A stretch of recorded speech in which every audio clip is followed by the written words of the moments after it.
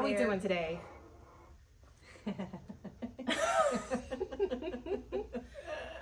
I'm telling you, I still feel like my stomach and my throat Yeah. I don't know if it was something in the air or if I don't know. I don't either. We both had like encounters with severe panic, anxiety.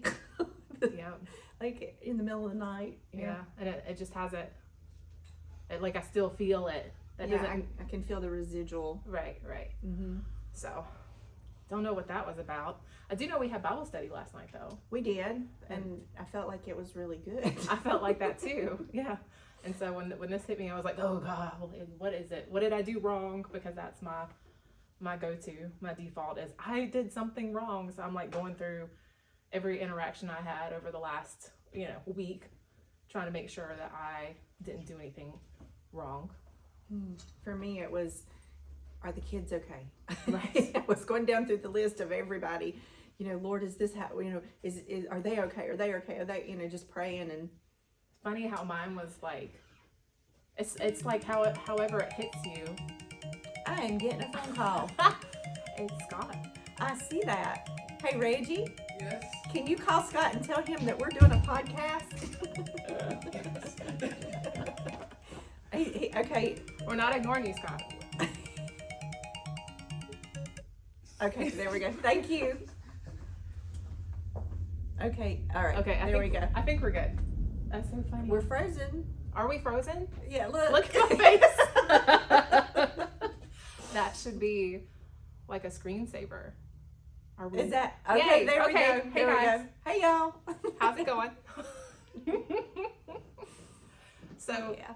Anyway, like I was saying, I think it's really funny how when panic and trauma, or not trauma, I mean, it probably is trauma, but when panic and anxiety hit, it's almost like you're feeling the panic, but then it brings up your fear. Yeah. And so like your fear is about your kids, right? Mm-hmm. My fear is that I did something wrong. Right? Mm-hmm. Like because I mean, that's really at the core of it. That's probably my greatest insecurity is feeling like that I'm wrong. Yeah. Yeah. Yeah. It's it's nuts because as we were sitting here and right before you pointed that out, I'm thinking, oh, right. Like, I'm wondering like if this was like if this was not so much the enemy. Right. Right. Or maybe it was, but the Lord's turning it around for good to show us, look, this is still an area that it's still there. Yeah. Because you don't know it's there. Right, until it's touched. Yeah. Mm-hmm. Yeah, and then it comes up and then you get to choose what to do with it. Yeah. And for me it was 3:00 this morning. Mm-hmm. It was 3:00 in the morning. So you're like at your most vulnerable state. Yeah. You have no defenses. You're laying there completely asleep, and I'm woke up out of just a dead sleep. Yeah. And to like anxiety. Yeah. Like something's, and for me the feeling is like, oh my gosh, something's really wrong. Yeah. Something's really wrong. Yeah, well, and mine is, oh my gosh, I did something really wrong. Huh. Isn't that crazy? That is crazy. Ugh. And that we both experienced that last night. Yeah, well, and even after that, like, I don't think I ever went fully back to sleep. Because, I mean, it was just a wrestling the rest of the night, Yeah, me too. Me too. And like I said, I'm still, like, feeling it. And how the temptation, again, to, like, just fold into yourself and try to overanalyze everything that you've done and said. Yeah. Mm-hmm. I'm wondering now, if this is because I don't think it was a coincidence that we both dealt with that. Right. Yeah. And this is an area of my life that I've struggled with for many years. Yeah, me too. And I thought I had, and at times had success in giving it to the Lord and laying it down. Right. But sometimes you just pick those things back up and you don't even realize you've done it. Right. Right. And so it makes me wonder, Lord, you must really want this surrendered completely Yeah. and fully, Right. because this could be a hindrance in Moving forward. moving forward. Right. Yeah, absolutely. Because, I mean, fear is always going to be a hindrance. Oh, yeah. But I mean, like, for, I don't know. I feel the weight of it now, like, probably, and maybe it's just because I still feel the residue of the anxiety. I don't know. But I really feel the weight of, no, this has got to be dealt with. Yeah. Well, and Yeah. like you said, I think that we do find areas of freedom, you know, and the thing that we struggle with. And so we think, oh, well, I've had freedom there, so it's not an issue anymore. And then you walk with the Lord some more, and then all of a sudden you're like, it's still an issue. But again, I think that's why our minds are constantly being renewed, because we're constantly walking forward with the Lord, but our carnal minds try to go back. Yes. You know, and try to remind us of like past traumas, past issues, like things that you've done in your life that you're ashamed of. Like, it tries to take you back whenever God's not there anymore. Right. You know, God's here with you right now. Right. And so I think that even if we have a level of freedom, until we are able to put the carnal mind in its proper place, there's going to be a temptation to go back. Yeah. Yes, absolutely. There's always going to be temptation. Yeah. It's just to be, I think I'm going to have to be more cognizant of the temptation. Yes. I haven't been as, what do you call it? Like, vigilant. Right. To recognize it. Right. So, yeah. Well, Okay. Well, that was a freebie this morning, because right? that's not what we were planning on talking about. No. But that definitely, man, it does make me think of like having that guilty conscience. You know, it does, because I mean, that's what it can touch that. And that guilty conscience is really just trauma, fear, all of that kind of thing too. Yeah. That's manifesting. And like thinking that you have to be responsible for everyone around you when you really are not supposed to be. Right. And if you grew up being responsible for someone other than yourself, you were raised that way. Right. It is so hard, because it is so ingrained, almost I feel like it's ingrained in the very fiber of who I am. Right. Because, like, as young as I can remember, Me too. it goes back that far. Right. But I know that it was like a huge revelation whenever I heard the Lord say, you know, you're not responsible for anybody but yourself. Right. Well, and I had that recently too, you know, because again, like, we think that, especially if that's how you were taught to receive love. Yeah. You know, like, you were taught that love is supposed to be responsible for everyone around you, and that you're not worthy of love unless everyone around you is doing well, right? Because you're responsible for their moods, you know, their well-being, their health, their mental health, like all of that kind of stuff. It's actually codependency. It is. It's codependency. And if you were trained up in that, you think it's normal. Right. And so you don't see anything wrong with that. Right. And then you find yourself taking on all of these cases that like want you to, you know, in our, you know, for us, for instance, which I'm not saying you did this, but as women that want to be mommed and mothered. And so then you're having to be responsible for grown people, you know? Yeah. And that's damaging for everyone. Absolutely. I don't know about you, but for me, whenever, you know, the Lord revealed to me that I was only responsible for me, that set me free on so many different levels. And I began to see the spiral of how deep it went, and realizing that who I thought I was, I connected to how well everyone else around me was doing. Yes. So if someone that I felt responsible for Right. wasn't doing well, then I had failed on. Yes. I had failed. Yes. And it was a huge reflection on who I was. Right. And that even went with my kids. Right. Especially with my children. Right. Yeah. But anyway, whenever that was revealed to me, and walking that truth out, I'm only responsible for me. Mm-hmm. Walking that truth out, it made me aware that even people around me that I wasn't necessarily responsible for, but because they were within my sphere of influence, if they were acting out, Right. I felt responsible to go and make it right. Right. Or to go and fix it. Right. And what we don't realize it's not my responsibility. Right. And then, if we move forward with that and think it's our responsibility, then we are in control. We're taking it upon ourselves to be in control of someone else's life. And we can't, control is an illusion. It is. It's not real. Like we can't even control the circumstances of our own lives. We can just be responsible for our responses to what's happening around us. Yes. But otherwise, we have no control of any of it. Right. And it's just fear that makes you think that you have to have control. Yes. And I was actually thinking about that. I don't remember if it was at the Bible study that came out or whatnot, but fear has stolen so much from our lives.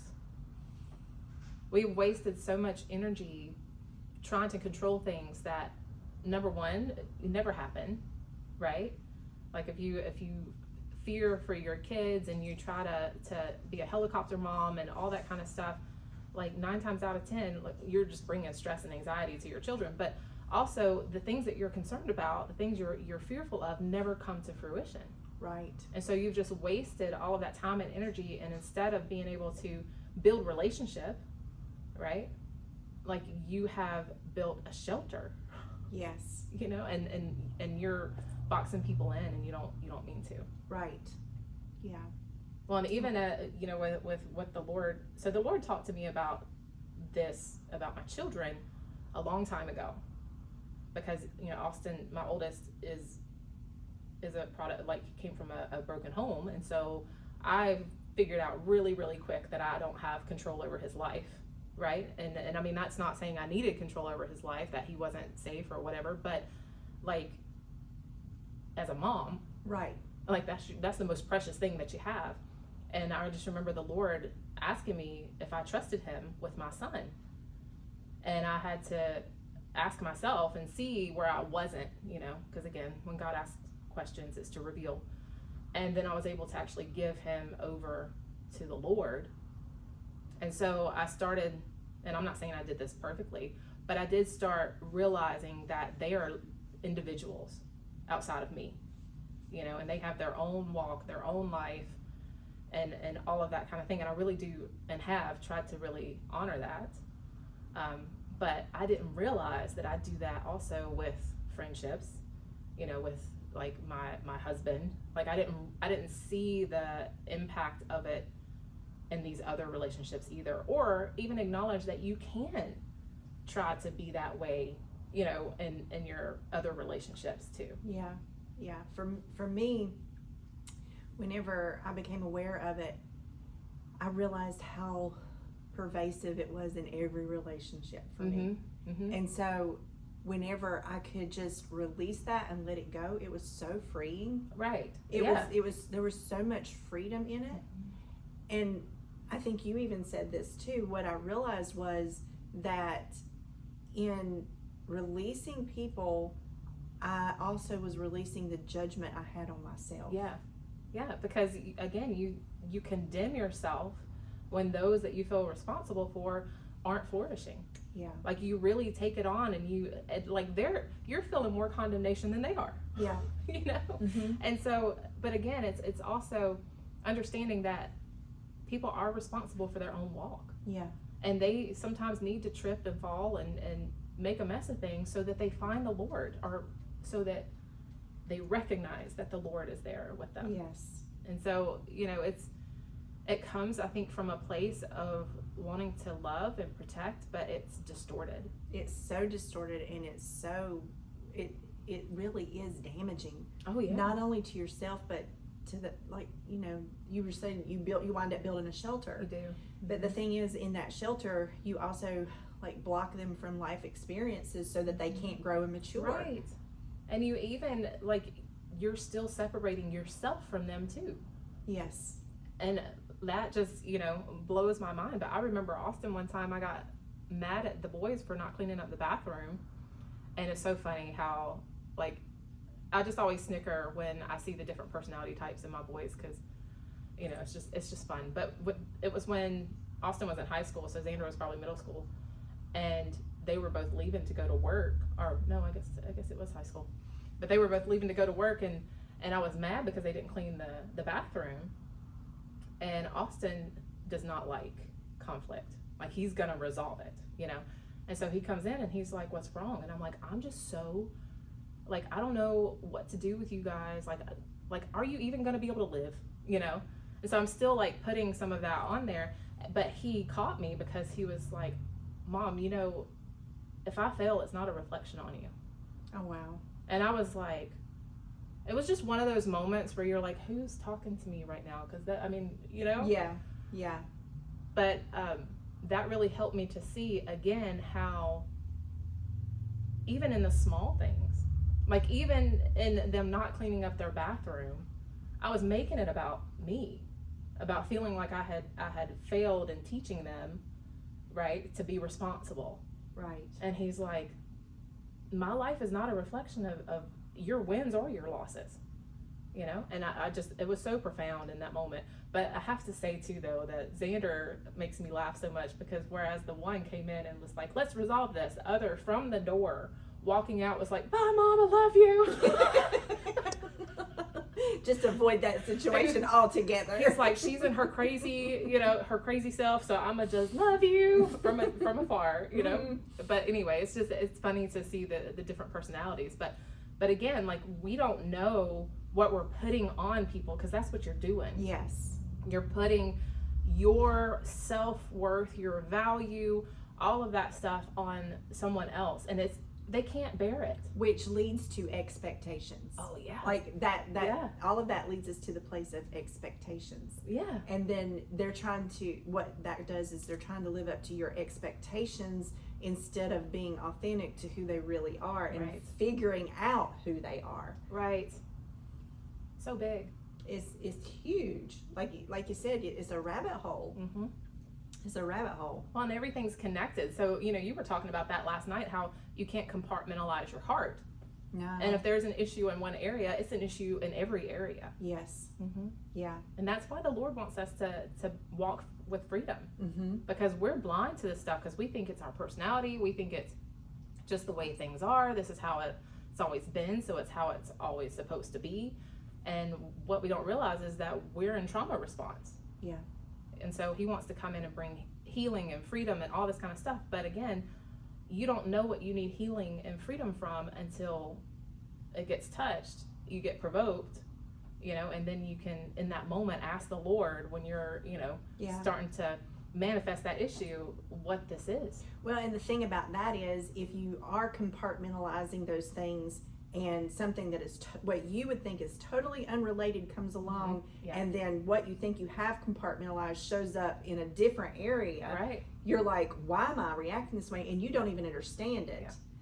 But it really is, you can't seal certain things off in your heart Mm-hmm. and expect it not to affect every area of your life. Right. It just does not happen. Yeah. It does not happen. I mean, have you ever been overly dramatic when somebody, sends you a text message and you're reading between the lines, and they have no knowledge that you're even upset with them because they didn't think anything about it, right? Yeah. But I mean, that's an example of how a trauma and, a tear, whatever you want to call it, starts to come up, and it affect and impact how you view everyone around you. Mm-hmm. Because again, if you're rejecting yourself on any level, level. If you're rejecting yourself, you're going to believe that other people are going to reject you too. And what's worse is you're going to believe God is rejecting that part of you as well. Yeah. And so then you're hindered because you can't walk with him fully. Right. Mm-hmm. Yeah. The rejection excuse me. The rejection part, I figured out, well, I'm not going to say I figured out anything. I don't know listen, I don't know nothing. Me either. If the Lord doesn't reveal it, I don't see it. No. And he was just that good to where he showed me that even with rejection, there has to be honesty. Mm-hmm. Because as long as we're in denial, Yes. Yeah. if we're in denial about anything, Mm-hmm. then we're not willing to face like this was crazy. You know, there was the verse in the Bible that says, "You shall know the truth, and the truth shall set you free." Mm-hmm. Jesus quoted that, and I was reading that, and I heard the Spirit say, "Truth has to have honesty in you first." Because that's the connection. Yeah, so you have to be truthful Right. with yourself. Right. Like, truth has to land in a place of honesty. Yeah. Because as long as you're in a place of denial in any part of your heart, Mm-hmm. then you're not ever going to see the truth. Oh, it will that's so blind good. you to the truth. Mm-hmm. And you won't even be able to accept the truth. Right. Well, and that reminds me of what we were saying last night about, though, the enemy of this world, the fear, the anxiety, trying to find a place in you for agreement. So what you're saying is agreement. Yes, it is agreement. It is That's agreement. good. It is agreement. Mm-hmm. But in order, like, you have to be honest with yourself, Yes. even about the places that you are rejecting and you don't Yeah. like. Right. And so I think it really does take the Lord to reveal these things in your Right. heart. Yes. But it takes humility from you. Mm-hmm. Humility. Right. Humility and honesty and Yes. vulnerability, all of that. Right. Like all of it. And But that's the cost of getting free. yes. Yes, it is. That's good. That's the cost of freedom, Mm-hmm. is really raw honesty, transparency, vulnerability, Yep. all of that. Yeah. Well, and I think most of us try to be self-deluded, really, because Yeah. like we are so good at creating personas of who we want to be, of who we want to present ourselves as, and we fight hard for that thing. We fight hard to keep that persona, to keep that in front of ourselves, and to not pay attention to the man behind the curtain, right? Oh yeah, that script that's Yeah. continually playing in the background about what we think and how we really feel about ourselves. Right. And it's you may not even be aware of it. No. That's why I say it takes the Lord to reveal it. Yes. But it's back there playing. It is playing. It's subconscious. It is subconscious. And so, again, though, that's also why whenever we see people struggling, we don't judge them, Right. because people don't know. They genuinely do not know. And sometimes the Lord will use friendships to reveal things too. Oh yeah, a lot of times. Like that's been my experience, at least. Like you don't realize like how, gosh, what's even the word? I'm such a visual person, so I'm like seeing a picture. I know, and I lose the words. And, I do the yeah. same thing. I see it. I see pictures, but like the vocabulary to describe what I'm seeing just won't come. No, but like we just fold into ourselves though, because again, like we think if we can't be this thing, that we're not worth being at all. Mm-hmm. And then we're under continual condemnation, and then depression, anxiety, all of those things are just heightened in our lives, because at the core of it, we are rejecting ourselves. Right. And For- so for me, it was like, I was taught to stuff my emotions. right, And because emotions are bad. That's what. Yeah. and I still have. I can't say that I'm completely set free in that area, because a really emotional person, someone who is like Right. like extremely emotional, Yeah. it can still be hard for me. Yeah, Like, me it too. can be, I don't know what to do. I don't know what to do with you if you're. It can still be really Yeah. hard for me, but I was at the point to where I wasn't dealing with any of my emotions. Right. Like none of them. If I started feeling emotional, I would shut that sucker Right. down and the stonewall face would come up instantly, Mm-hmm. and I would kick into rationalization and logic. Yep. Like, let's not get emotional, let's think logically about this. Right. And that then, sounds like wisdom. It sounds like wisdom, and I'm not saying that Right. like There's not you a place should go off the rails with your emotions. No, there is a proper balance though, to where, because what I was doing was I was stuffing all of this stuff emotionally, Mm-hmm. dealing with the issue at hand, and then later having breakdowns. Right. And if I wasn't completely emotionally breaking down, it was coming out in anger at Mhm. something that was totally Right. like had no Didn't even have anything to do with it. nothing. Thank you. Yeah. It had nothing to do Yeah. with what, and I was thinking, why am I acting like, where's Because you're this just coming frustrated. from? Because you're Right. just frustrated. Mm-hmm. Yeah. Well, and Yeah. the frustration piece, I think, gets a lot of us. Because Oh, yeah. you're just like, because frustration is anger. You know, it's anger of not knowing, of not being in control. It's all of that kind of stuff. But, you know, when you're a stuffer, I think that it manifests itself a lot as frustration, because you're not in control of your emotions, even though you're trying to be. Right. Right? Like, the Right. truth is, we Like, can't yeah. control anything, right? Exactly. We got to get it out. Yes. It's, So for me, what I would do was, whenever I was feeling like, if the emotion just was overwhelming or whatever, I would then go into shame and guilt, and then start condemning myself, like, you should be more mature than this, and and just beating myself up, yeah. right? Yeah. To the point to where it led into a lot of self-hatred. Right. Well, and I don't know if this is a good segue for that, so, but I think as a woman, we have this stigma of being overly emotional. And so if you're someone who is taught to not like emotions, then sometimes I think in your mind you contribute it to the fact that you're a woman. Yeah. And I don't know why our society does that. Like, all people, men, women, we all have emotions. Even with men. Yes. Even with men's, Yes. the spirit of this world will teach men That that you shouldn't be emotional. Because that's what women are. Yeah. I mean, it is, Yes. And so it's just kind of crazy to me how, the despising piece of it, I think. Yeah. But and it makes me wonder, what part of emotions Mm-hmm. is it that everybody hates so much? Right. And I think it really does go back to honesty and vulnerability. Right. Well, and a false sense of control. Well, yeah, and the fact that an emotional person can appear weak. Yes. They're not in control. They can appear weak, but it's not true.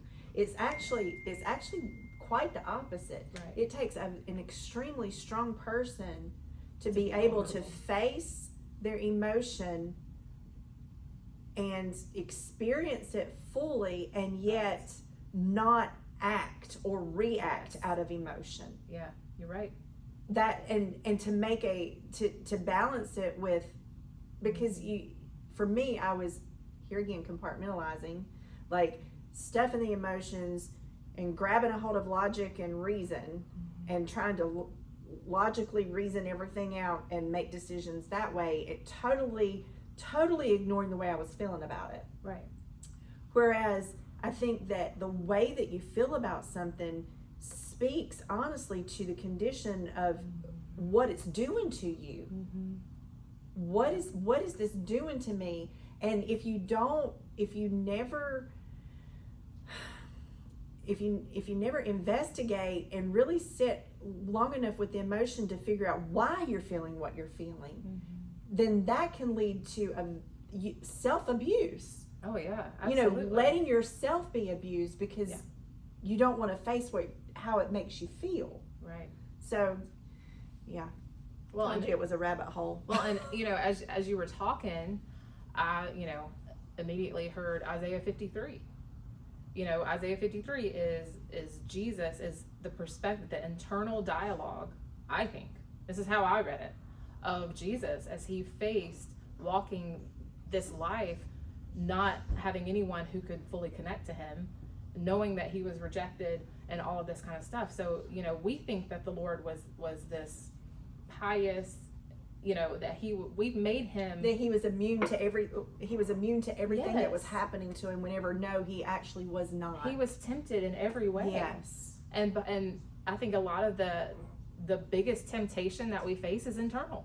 Oh, absolutely. Mm-hmm. Absolutely. I think the biggest, yes. It's really easy to set the blame on outside things for not being able to be who you really are. Yeah. Whenever actually none of those things hold sway. Now, is there a price to pay? Probably, like I said, rejection, Right. persecution, or whatever. Right. But even those things, they don't hold sway over your decision to be true to yourself, Right. or to be true to the Lord, Right. and be who he created you to be. Right. That's bravery.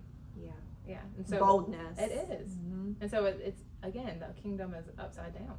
Yeah. Those who we would deem as weak and not having it together and all of that kind of stuff, they're the ones that the Lord is walking with the closest, because they're being true to themselves. Yeah. Those that know that they need a healer, right, Mm-hmm. are the ones that are gonna get the healing, Yeah. because they recognize their need for Jesus. Yeah. That's good, Gina. Well, That's good. he's good. He is good. I'm so thankful that he doesn't leave us in the mess that we created, because we created. Yeah. Yeah. Yeah. If we can just, and it's a sometimes for me, it's a moment by moment, like consciousness of keeping my eyes on him. Yeah. Well, and when I'm really struggling with anxiety and fear, I find myself saying, Lord, Lord, Oh yeah. right? But Oh yeah. but I think it's so funny though, because every time I say it, it's like Jesus gives me a picture of, in the last days, many will come to me and say, Lord, Lord. And I'm like, oh gosh, because what it speaks to me in that moment is us crying out like that is actually unbelief. Yeah. Because we think we're having to cry out to him because he's not there. Yeah. And he is. Yes. And so it's not begging him to come save us, it's acknowledging that he's with us Mm-hmm. and opening up ourselves to hear what he's saying. So it's our, in my opinion, I could be wrong, it's our job to be still Mm-hmm. and to allow what the Lord is wanting to say, what he's wanting us to see, allow our eyes to be open to that, because the spirit of the prophet is subject to the prophet. Yeah. Right? So Yes. we can choose to see him in the storm, or we can choose to keep our eyes shut and stay in that place of Lord, Lord. Yeah. Mm-hmm. And I feel so strongly that a lot of us are going through this correctiveness, right? Yeah. Because he's bringing us to that place where we can. So instead of crying out, Lord, Lord, from a place of unbelief, it's a place of stilling yourself and saying, Lord, what are you saying, and what are you doing right now? Right. And then you have his eyes and not Yeah. yours. Mm-hmm. Mm-hmm. I still am learning that, because it's one thing to know it, Right. but in the moment of the panic, Right. like at 3:00 in the morning, Oh yeah. Oh yeah. it was, Lord, what's wrong? Oh, yeah. What's going on? Yeah. Well, Mhm. and you're asking, and I'm like, it's me. I'm the problem.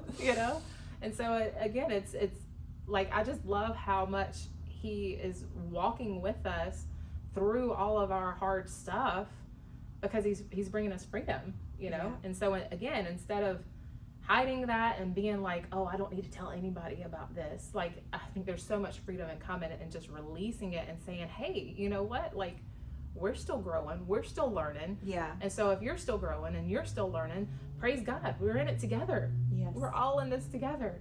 Mm-hmm. Yeah. Mm-hmm. So we're in it with you. We sure are. We sure are. Well, I don't know how long we've been. I don't either. I have no idea, but this feels like a good place to stop. So thank you guys for listening, and we will see you next time. Bye. Bye.